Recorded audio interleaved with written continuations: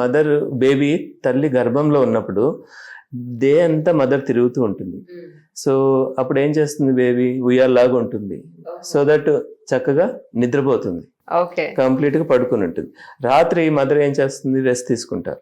Rest తీసుకున్నప్పుడు ఏమవుతుంది, baby will play more and more. So అది that behaviour just carries on even after birth.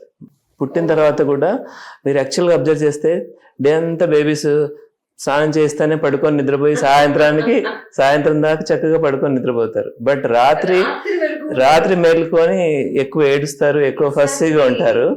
This antenatal behaviour అంటే కడుపులో ఉన్నప్పుడు వాళ్ళు చక్కగా పడుకొని నిద్రపోతారు. డే అంతా తల్లి తిరుగుతుంటుంది, ఉయ్యాల్లాగా ఉంటుంది, చక్కగా నిద్రపోతారు. రాత్రి బాగా ఆడుకుంటారు. So actually what happens is delivery అయిన తర్వాత కూడా వాళ్ళు they want to play night time, they want to sleep in day time for at least few days, few weeks, few months.